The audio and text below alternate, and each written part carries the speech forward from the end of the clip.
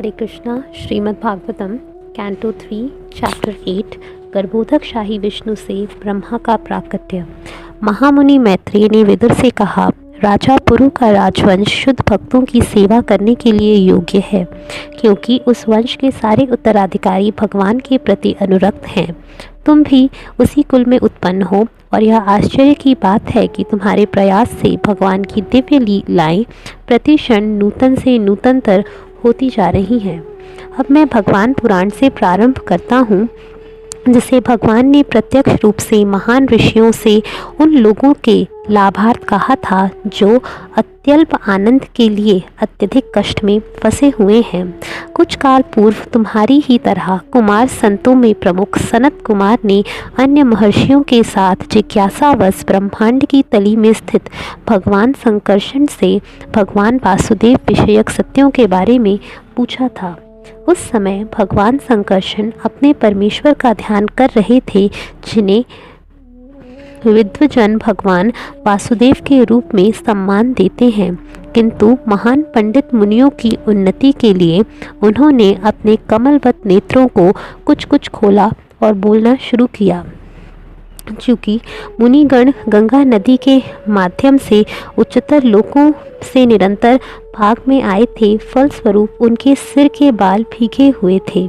उन्होंने भगवान के उन चरण कमलों का स्पर्श किया जिनकी पूजा नागराज की कन्याओं द्वारा अच्छे पति की कामना से विविध सामग्री द्वारा की जाती है।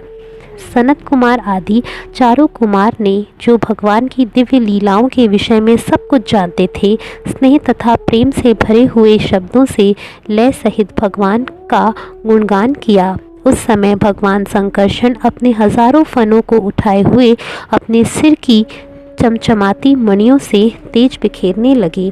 इस तरह भगवान संकर्षण ने उन महर्षि सनत कुमार से श्रीमद् भागवत का भावार्थ कहा, जिन्होंने पहले से वैराग्य का व्रत ले रखा था। सनत कुमार ने भी अपनी पारी में संख्यायन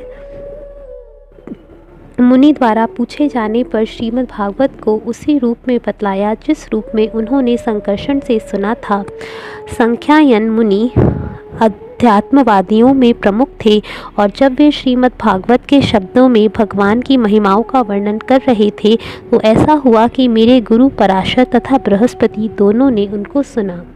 जैसा कि पहले कहा जा चुका है, हे महर्षि पराशर ने पुलस्त्य के द्वारा कहे जाने पर मुझे अग्रगण्य पुराण भागवत सुनाया।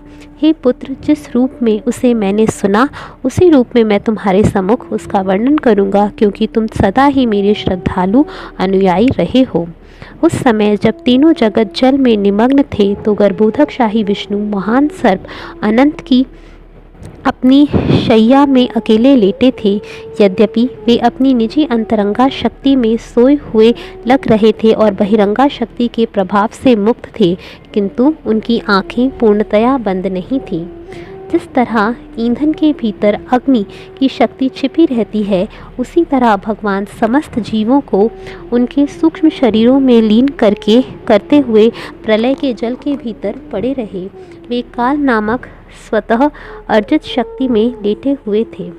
भगवान अपनी अंतरंगा शक्ति में 4000 युग चक्रों तक लेटे रहे और अपनी बहिरंगा शक्ति से जल के भीतर सोते हुए प्रतीत होते रहे।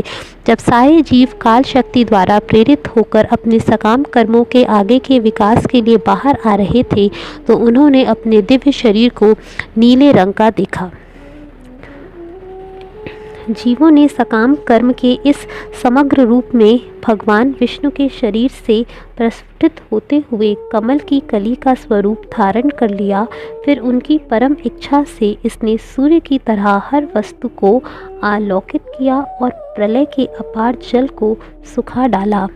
उस ब्रह्मांडमय कमल पुष्प के भीतर भगवान विष्णु परमात्मा रूप में स्वयं प्रविष्ट हो गए और जब यह इस तरह भौतिक प्रकृति के समस्त गुणों से गर्भित हो गया तो साक्षात वैदिक ज्ञान उत्पन्न हुआ, जिसे हम स्वयंभू ब्रह्मा कहते हैं। कमल के फूल से उत्पन्न हुए ब्रह्मा जगत को नहीं देख सके, यद्यपि वे कोश में स्थित थे। अतः उन्होंने सारे अंतरिक्ष की प्रक्रिया की और परिक्रमा की और सभी दिशाओं में अपनी आंखें घुमाते समय उन्होंने 4 दिशाओं में के रूप में 4 सिर प्राप्त किए। उस कमल पर स्थित ब्रह्मा ने ना तो सृष्टि को, ना कमल को, ना ही अपने आप को भली भांति समझ सके। युग के अंत में प्रलय वायु जल तथा कमल को बड़ी बड़ी भंवरों में हिलाने लगी। ब्रह्मा जी ने अपनी अनभिज्ञता से विचार किया, इस कमल के ऊपर स्थित मैं कौन हूँ? यह कमल कहाँ से फूट कर निकला है? उसके नीचे कुछ अवश्य होना चाहिए और जिससे यह कमल निकला है उसे जल के भीतर होना चाहिए।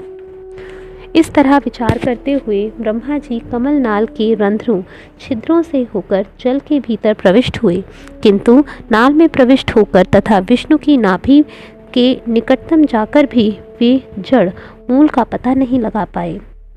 हे विदुर, अपने अस्तित्व के विषय में इस तरह खोज करते हुए ब्रह्मा अपने चरम काल में पहुंच गए, जो विष्णु के हाथों में शाश्वत चक्र है और जो जीव के मन में मृत्यु भय की भ्रांति भय उत्पन्न करता है।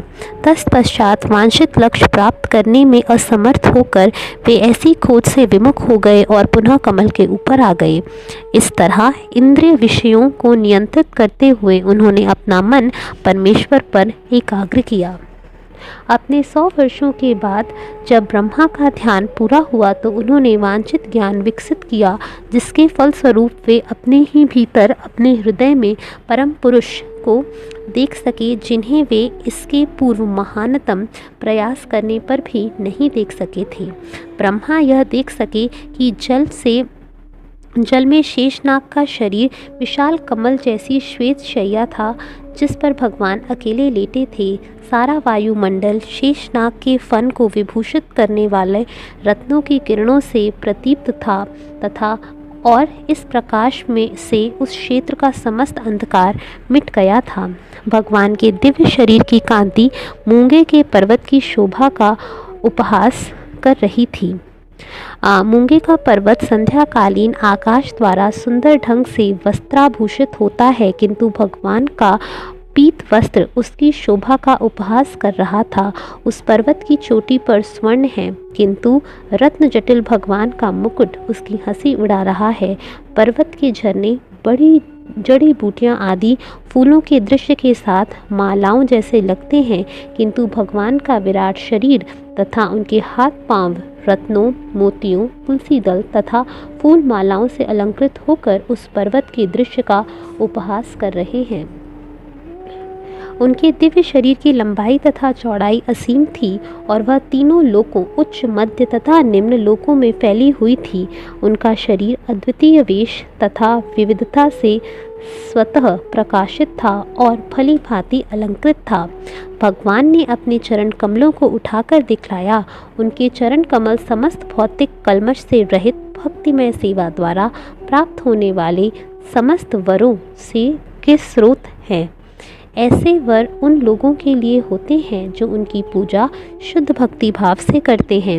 उनके पांव तथा हाथ के चंद्रमा सदृश नाखूनों से निकलने वाली दिव्य किरणों की प्रभा फूल की पंखुड़ियों जैसी प्रतीत हो रही थी।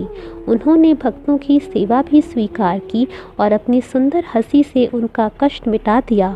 कुंडलों से सज्जित उनके मुख का प्रतिबिंब अत्यंत मनोहारी था, क्योंकि यह उनके होठों की किरणों तथा उनकी नाक एवं भौं की सुंदरता से जगमगा रहा था। हे विदुर, भगवान की कमर पीले वस्त्र से ढकी थी, जो कदम्ब फूल के केसरिया धूल जैसा प्रतीत हो रहा था और इसको अतीव सज्जित करधनी घेरे हुए थी। उनकी छाती श्रीवत्स चिन्ह से तथा असीम मूल्य वाले हार से शोभित थी। जिस तरह चंदन वृक्ष सुगंधित फूलों तथा शाखाओं से शोभित रहता है, उसी तरह भगवान का शरीर मूल्यवान मणियों तथा मोतियों से अलंकृत था। वे आत्मस्थित अव्यक्त मूल वृक्ष तथा विश्व के अन्य सभी के स्वामी थे। जिस तरह चंदन वृक्ष अनेक सर्पों से आच्छादित रहता है, उसी तरह भगवान का शरीर भी अनंत के फनों से ढका था। विशाल पर्वत की भांति भगवान समस्त जड़ तथा चेतन जीवों के लिए आवास की तरह खड़े हैं। वे सर्पों के मित्र हैं क्योंकि अनंत देव उनके मित्र हैं। जिस तरह पर्वत में हजारों सुनहरियाँ चोटियाँ होती हैं, उसी तरह अनंत नाग के सुनहरे मुकुटों वाले हजारों फनों से युक्त भगवान दिख रहे थे। जिस तरह पर्वत कभी कभी रत्नों से पूरित रहता है, उसी तरह उनका शरीर मूल्यवान रत्नों से पूर्णतया सुशोभित था। जिस तरह कभी कभी पर्वत समुद्र जल में डूबा रहता है, उसी तरह भगवान कभी कभी प्रलय जल में डूबे रहते हैं।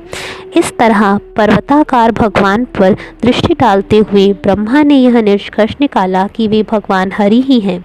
उन्होंने देखा कि उनके वक्षस्थल पर पड़ी फूलों की माला वैदिक ज्ञान के मधुर गीतों से उनका महिमा गान कह रही थी और अतीव सुंदर लग रही थी। वे युद्ध के लिए सुदर्शन चक्र द्वारा सुरक्षित थे और सूर्य, चंद्र, वायु, अग्नि इत्यादि तक उनके पास फटक नहीं सकते थे। जब ब्रह्मांड के भाग्य विधाता ब्रह्मा ने भगवान को इस प्रकार देखा, तो उसी समय उन्होंने सृष्टि पर नजर दौड़ाई। ब्रह्मा ने विष्णु की नाभि से झील, नाभि सरोवर तथा कमल देखा और उसी के साथ प्रलयकारी जल, सुखाने वाली वायु तथा आकाश को भी देखा। सब कुछ उन्हें दृष्टिगोचर हो गया। इस तरह रजोगुण से प्रेरित ब्रह्मा सृजन करने के लिए उन्मुख हुए और भगवान द्वारा समझाए गए सृष्टि के 5 कारणों को देखकर वे सृजनशील मनोवृत्ति के मार्ग पर सादर स्तुति करने लगे। हरे कृष्ण।